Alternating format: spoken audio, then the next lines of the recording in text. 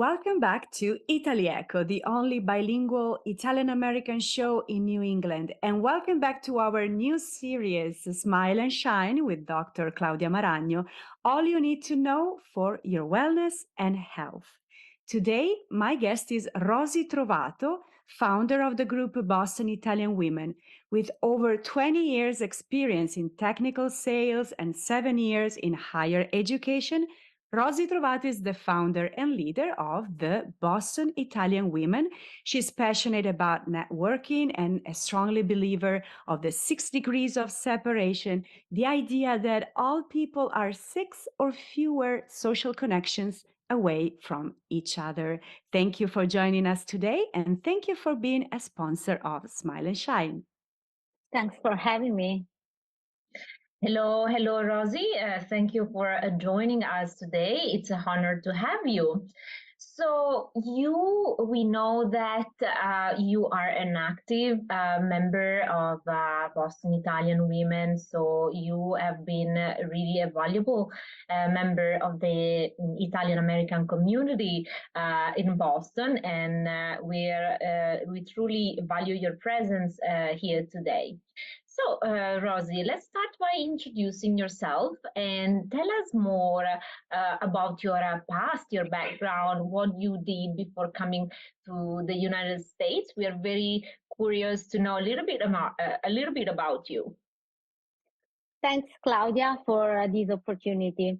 So I always start my story by saying that I was born in Milan, and people start laughing because of my strong Sicilian accent. But I, of course, grew up in Sicily, in Leonporte, a small town in the earth of Sicily, which is famous all over the world for the fragrant and delicious pesca settembrina, which is a special organic peach harvested after September, and Gran Ponte, an amazing architecture masterpiece built in 1600s. This is a fountain with 24 taps.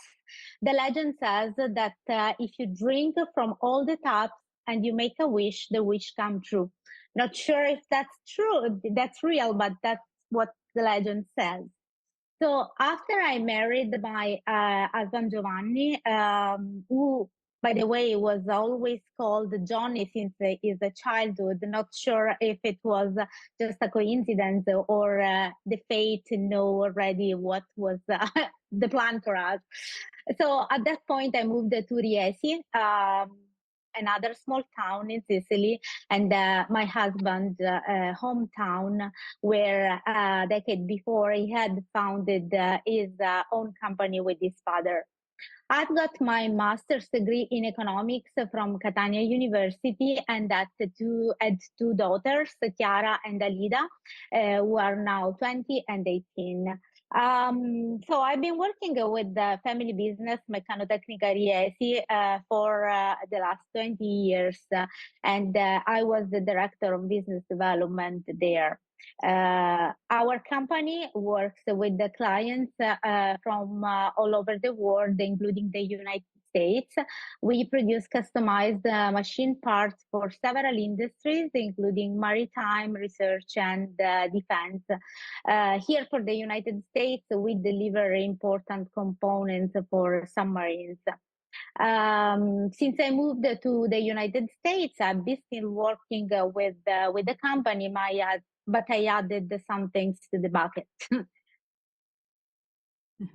Thank you, Rosie. That's very interesting, and thank you for sharing your own story. So, when did you move to the United States, and why? So I moved to the United States in 2016 when my family and I won the green card through the famous diversity visa lottery. At that point, we took the chance to try and live the American dream. So despite immigration in 21st century is totally different from the past, it is always difficult adjusting to a new life. especially when you are in your 40s. A couple months after moving, I started working with Northeastern University as a temp, and then got a full-time job offer only a year later. I recently started a new role as the assistant director for a new center at Northeastern, focusing on mentoring people and um, uh, companies who are interested in digital leadership. A very good benefit offered to Northeastern employees and their families is getting a free degree. So I took that occasion in 2021. I got my master in finance and my MBA, and got also American credential this way. Also, my daughters made their way to Northeastern. Chiara is a sophomore, majoring in music and communication studies, while Alida got her letter a couple weeks ago. Very excited about this, and she will be pursuing a career as a nurse if everything goes well. In 2021, I was elected as a member of the Comites, a committee for Italians abroad, trying to be a connection between the consulate and the community, and trying to deliver the needs from the community to the consulate itself. I'm also a notary public in Massachusetts, and here I just would like to mention that a notary designation in the United States is not even close to the classic notaio in Italy. However, notarizations are very important for everyday life, and especially with business. Wow. Wow. You have so many things to share with us today. And yeah, we're really, really proud of your profile. Thank So, yes. So I think you could write a book already. Maybe, who knows? And never say never. So Rosy, so basically you won your green card lottery through diversity quotas. So you know the process of moving to another country, you know all the adjustments that it requires, and so I think at this point you went through education in the United States, so you got your American credentials and you found a job in academia in the United States. So, which kind of advice would you give to people that are thinking or willing to move to America, either on a temporary basis or a permanent one? Thanks for this question, Claudia. I'm really happy to talk about my path, but also I'm happy to encourage other people that are willing to live in the United States. Basically, I fell in love with Boston since the first time I came here for vacation in 2003, and then I started to find ways to move. I started applying to this lottery, which I didn't think it was real. I thought it was fake things, like so many other things online. But it was real. In 2016, my husband was selected for as a winner. We went through the consular process, and we immigrated at the end of the year. So, of course, this is a lottery, and as every lottery is based on luck. Anyway, what I'm always happy to say that luck favors the prepared mind, as Louis Pasteur used to say. So I think that was the case. So lotteries luck. There are other many ways to come to the United States. So one of that is coming as a student. So F1 students pursuing their college degrees have the opportunity to work legally in the United States, either during their course of studies and afterwards, thanks to specific work authorization related to that visa status. So they can work 1 to 3 years after the degree, and especially STEM students, students who are working in the scientific discipline can work up to 3 years, then be sponsored by their employer. They can take an H-1B visa or a green card directly. Many researchers and the PhD students after graduation can also apply for their own green card because they become of national interest. Other companies sponsor talents for very specific talent in the industry with a no visa, and then this become a green card. I recently became a US citizen after 5 years of having the green card. You can get the US passport, and it's very a honor to be a dual citizen because I'm still very proud to be an Italian, but I'm also proud to be part of this beautiful country. Absolutely. So, congratulations on your citizenship. Thank So, you. Rosy, thank you. So, in April 2020, we discovered this new Facebook group targeting the Italian women living in Boston and the area. So, tell us about what is behind this decision and what is the purpose of this group. Thanks, Viviana. So, April 2020, we all remember which time was that. We were in the middle of the pandemic, and everyone was confused about what the future was going to be. So, COVID hit a very good friend of mine from New York, Ivana Lo Stimolo, who is the founder of the New York Italian Women, called me and proposed me to create this sister community in Boston. So we are all striving with a new reality, and what's better to women to support other women. So I must say that this Boston community is very related with the New York one, and we are all under the umbrella of me, we. Um, as I know, I learned me will never be the same without we. My life will never be the same without the Boston Italian women, and I can never thank Ivan enough, as I'm really enjoying the many friendships and real connection I started thanks to the group. Boston Italian Women today counts over 750 members. Wow, that is really, really remarkable, and congratulations to creating such big group, and also very active, I must say. I enjoy following all your activities on social medias, and I have to say that there is a lot of participation within your group. So I have a question for you regarding Boston Italian women. In particular, I want to ask you, why do you think a group like yours is needed for women? And what do you think makes it stand out compared to other communities, groups? Because, we have so many groups online and offline. So what makes you different from the others?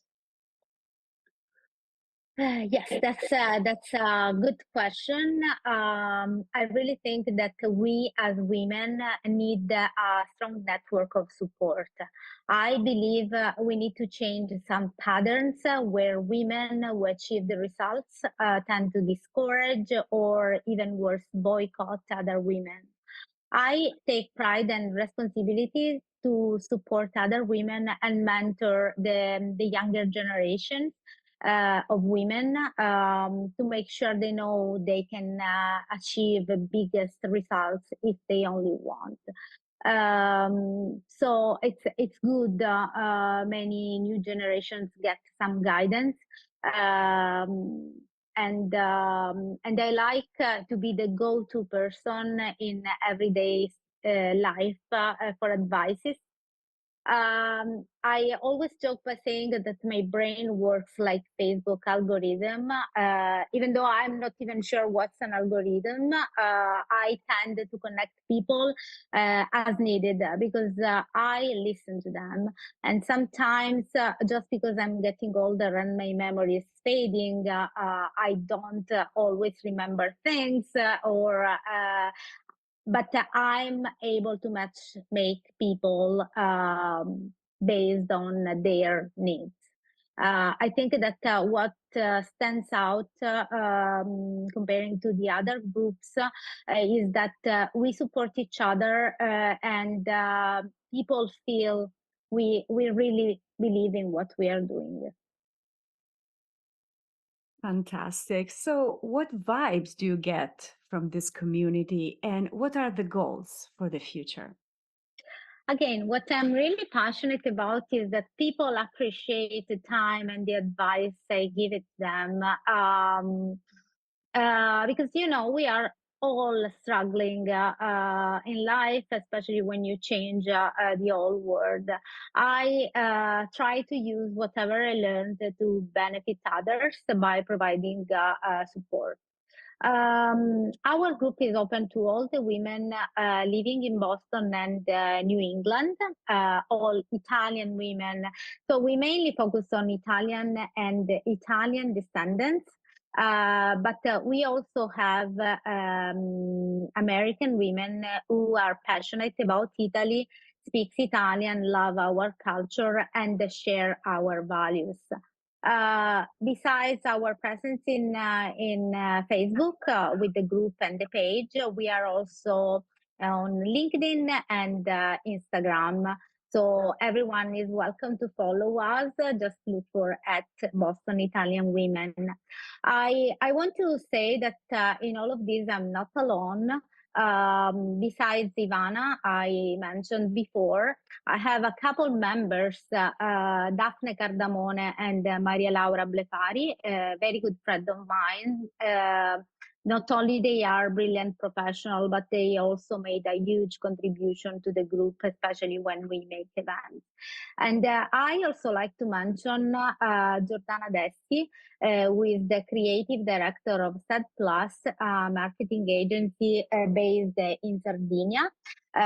She's not in Boston, but she lived in the United States, specifically in New York, and know the struggle of being an Italian living abroad. She is the genius behind all the graphics. She keeps offering for free because she shares our same value, and she likes to be part of our community. So many, I must say that many members of the Boston Italian Women left Boston and New England. They now relocated to Europe or Italy, but they still like to be connected to us and providing their support to the newer generations.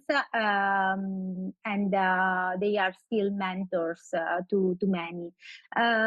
So talking about the goal for the future, this is very important to me, and I really appreciate this space and the media.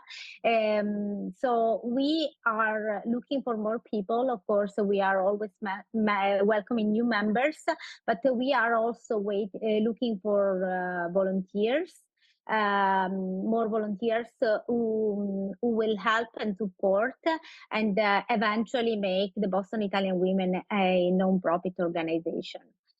So I take the advantage of your radio. Thanks, Viviana. Thanks, Claudia, to tell people, specifically women who recognize themselves in our value, to step up and volunteer with us. So we need to create bylaws, register our logo and trademark, apply for a non-profit designation, create a website, and much more. So we are self-sustaining, especially because we don't have so many expenses right now. However, we need all the help we can get and as many resources as possible to grow.